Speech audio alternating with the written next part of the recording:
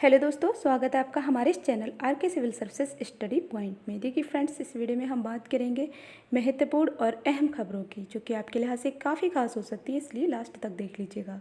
देखिए, बात कर लेते हैं यहाँ सबसे पहले जो है टलती परीक्षाओं से भविष्य पर संकट, यानी कि शिक्षा व्यवस्था तो वाकई तहस नहस हो गई है। और जो लोग प्लानिंग कर रहे थे, अपनी स्ट्रेटजी बनाकर बैठे थे बहुत सारे एग्ज़ाम्स क्लियर करने की, किसी का कोई एम था, किसी का कोई, लेकिन सारी दिक्कतें इसी वजह से आई कि जो है परीक्षाएं लगातार स्थगित हो रही हैं, स्ट्रेटजी बनाने में भी दिक्कतें आ रही हैं कहीं ना कहीं। तो कोरोना संक्रमण की भयावह स्थिति का प्रतियोगी युवाओं के भविष्य पर विपरीत प्रभाव पड़ने लगा है। उत्तर प्रदेश लोक सेवा आयोग, उत्तर प्रदेश उच्चतर शिक्षा सेवा आयोग, कर्मचारी चयन आयोग ने अप्रैल महीने की महत्वपूर्ण परीक्षाएं व साक्षात्कार स्थगित कर दिए हैं। तो अप्रैल और मई महीने के सारे ही लगभग स्थगित हो चुके हैं। अब जून भी मुश्किल में है, जून वाले एग्ज़ाम भी बड़ी मुश्किल में है, मुश्किल ही है, बहुत बड़ी बात हो जाएगी अगर हो जाए एग्ज़ाम। तो पीसीएस भी हमारा मुश्किल होगा, पीसीएस 21। तो लेकिन आप अपनी तैयारी करते रहिए, क्योंकि तैयारी करेंगे तो उसका बेनिफिट आपको ही मिलेगा। फाइनल सिलेक्शन लेना है तो अच्छे से लगे रहिए, प्री मेन सारा पढ़ते रहिए। और लेकिन हाँ, ये है कि चांसेस हैं वो टल ही जाएगा वो भी। तो सुधरने पर आने वाले दिनों में और भी परीक्षाएं टल सकती हैं। इससे महीनों से परीक्षा की तैयारी कर रहे प्रतियोगियों को बड़ा झटका लगा है। हर कोई अपने भविष्य को लेकर चिंतित है। उच्चतर शिक्षा सेवा आयोग ने विज्ञापन संख्या 49 के तहत निकली प्राचार्य पद की भर्ती का साक्षात्कार स्थगित कर चुका है। तो इधर जो है लिखा है, आयोग ने 11 तक होने वाले शिक्षक अभिलेखों का सत्यापन, 13 मई तक चलने वाले साक्षात्कार को स्थगित कर दिया है। वहीं आरओ 16 के चयनित अभ्यर्थियों की शैक्षिक दस्तावेजों का सत्यापन भी स्थगित हो गया है। और इधर 22 से 24 अप्रैल के बीच होना था ये सत्यापन, डॉक्यूमेंट वेरिफिकेशन होना था 16 वालों का, वो भी स्थगित है। इससे चयनितों की जल्द नियुक्ति मिलने की मंसूबे पर पानी फिर गया है। तो और बहुत सारे ऐसे एग्ज़ाम हैं, यहाँ आप देख सकते हैं एसएससी की परीक्षाएं भी स्थगित हुई हैं। और माध्यमिक शिक्षा सेवा चयन बोर्ड उत्तर प्रदेश की टीजीटी 2016 का साक्षात्कार भी स्थगित हो चुका है। इन दिनों जिस तरह के हालात हैं, उसमें परीक्षाओं की नई तारीखें घोषित होने के आसार भी अभी नहीं है। मतलब अभी हालात ऐसे हैं कि कुछ क्लियर ही नहीं है। तो आगे की परीक्षाओं की डेट भी क्लियर नहीं हो पा रही कि आखिर ये एग्ज़ाम कब तक होंगे। लेकिन आप ये मानिए कि जून वाले एग्ज़ाम भी कराना अब मुश्किल ही है।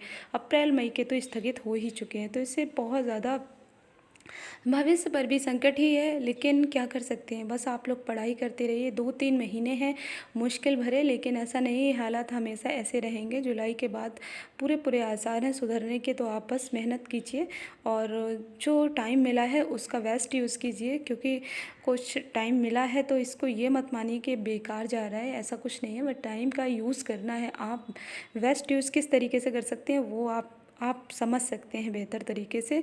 लिखा है, चयनित अभ्यर्थियों से पूछा राज्य की वरीयता। तो ये है कर्मचारी चयन आयोग की ओर से सीजीएल यानी स्नातक स्तरीय 2018 के माध्यम से चयनित अभ्यर्थियों से उनके राज्य की वरीयता पूछा गया है। राज्य की वरीयता बताने पर ही भारतीय लेखा एवं लेखा विभाग नियंत्रक महालेखा परीक्षक में सहायक लेखा परीक्षा अधिकारी, प्रभागीय लेखा एवं लेखा परीक्षक के खाली पदों पर उनकी नियुक्ति की जाएगी।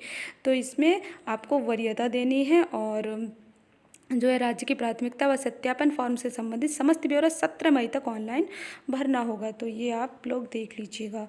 तो इस तरीके से आप देख सकते हैं कि संकट ज़रूर है, लेकिन संकट का ये हमेशा संकट रहने वाला नहीं है। 2-3 महीने की बात है, ज़रूर हालात सुधरेंगे और उसके लिए आप बस मेहनत करते रहिए। जैसे ही एग्ज़ाम हो, जैसे कि आप मतलब उस एग्ज़ाम में फाइनली क्वालिफाई कर सकें। तो कोविड से मृत्यु पर कोरोना वॉरियर्स के आश्रित को मिल सकेंगे 50 लाख। तो पिछले साल शुरू की गई थी व्यवस्था, इस वित्तीय वर्ष में भी लागू करने का इरादा। तो ये लिखा है कि इस वित्तीय वर्ष में भी लागू करने का प्रस्ताव राजस्व विभाग ने मंजूरी के लिए मुख्यमंत्री कार्यालय को ये प्रस्ताव भेज दिया है। और कोविड संक्रमित कर्मकारों को मिलेगा भुगतान सहित अवकाश। उप मुख्यमंत्री केशव प्रसाद मौर्य ने लगवाई वैक्सीन की दूसरी डोज। और ये आप देख सकते हैं 4 टैंकर लेकर आई ऑक्सीजन एक्सप्रेस। तो ये ऑक्सीजन की किल्लत दूर करने के लगातार प्रयास भी जारी हैं। और पंचायत चुनाव की ड्यूटी करने वाले 135 शिक्षक, शिक्षा मित्र व अनुदेशकों की मृत्यु हो चुकी है। राष्ट्रीय शिक्षक महासंघ ने डीएम से पंचायत चुनाव तत्काल स्थगित करने की मांग भी की है। संक्रमित के निःशुल्क इलाज, मृतकों के परिजनों को 50 लाख की सहायता व अनुकंपा नियुक्ति की भी मांग उठ रही है। तो ये आप यहाँ संबंधित खबरें देख सकते हैं पूरी। और साथ ही मेरा कहने का यहाँ एक और मकसद है कि आप लोग अपना ध्यान रखिए और परिवार का ध्यान रखिए, थोड़ी सावधानियां बरतिए। ये एक इन्फेक्शन है, इन्फेक्शन से बचा जा सकता है, बस आपको सावधानियां बरतने की ज़रूरत है, बचाव करने की ज़रूरत है, ध्यान रखने की ज़रूरत है और ये मुश्किल वक्त भी टल ही जाएगा। और प्रभारी प्रधानाचार्य को मिलेगा हेड मास्टर इंचार्ज का दर्जा। 29 बिंदुओं पर समीक्षा कर दिए आवश्यक दिशा निर्देश। तो मानव संपदा पोर्टल पर ऐसे अध्यापक जो प्रभारी प्रधानाध्यापक हैं उनके पदों के सम्मुख हेड मास्टर इंचार्ज भरा जाएगा। सोमवार को ऑनलाइन 29 बिंदुओं पर समीक्षा करते हुए महानिदेशक विजय किरण आनंद ने ये निर्देश वीएसए हेमंत राव को दिए हैं। उन्होंने मानव संपदा पोर्टल पर संबलियन विद्यालयों के डाटा को त्रुटि रहित फीड किए जाने, अंतर जनपदीय एवं पारस्परिक अंतर जनपदीय स्थानांतरण प्रक्रिया में तो ये फीड किए जाने स्थानांतरित शिक्षकों का कार्यमुक्त एवं कार्यभार ग्रहण किए जाने का विवरण मानव संपदा पोर्टल पर फीड किए जाने के निर्देश दिए। तो ये संबंधित खबरें भी आप यहाँ देख सकते हैं। और लिखा है कि 69,000 शिक्षक भर्ती के तहत नियुक्त शिक्षकों के शैक्षिक अभिलेखों का ऑनलाइन सत्यापन कर वेतन जारी करने की स्थितियों की समीक्षा की। और उन्होंने कहा कि कोरोना काल में संभल कर चलना है, अपने दायित्वों व योजनाओं के लक्ष्यों को भी पूरा करना है। इस मौके पर जिला समन्वयक MIS विशेषज्ञ शैलेंद्र झा तो ये सब मौजूद रहे। तो यहाँ आप देख सकते हैं पूरी खबर। और योजना है, परिषदीय स्कूलों में अब अभिभावकों की कक्षाएं लगेंगी, यानी स्कूल बुलाकर बच्चों की पढ़ाई के बारे में होगी चर्चा। अभ्यास कार्य की जांच संग गृह कार्य दिए जाएंगे। 5 बच्चों से फ़ोन पर वार्ता करेंगे शिक्षक। और 300 अभिभावकों ने 4 बार किया आवेदन। और निरस्त दस्तावेज के सत्यापन के दौरान सामने आए मामले, कुल 311 फॉर्म निरस्त। तो ये भी आप यहाँ पूरी खबर देख सकते हैं। और इसमें लिखा है कि जो व्हाट्सएप ग्रुप पर शेयर होगी शैक्षणिक सामग्री, तो यानी व्हाट्सएप ग्रुप बनाए जाएंगे और उसी में सामग्री शेयर की जाएगी। दूरदर्शन भी बनेगा माध्यम और दूरदर्शन के माध्यम से भी इस तरीके की कक्षाएँ लगेंगी। तो आपको बता दें कि ऑनलाइन कार्य तो लगातार जारी ही है।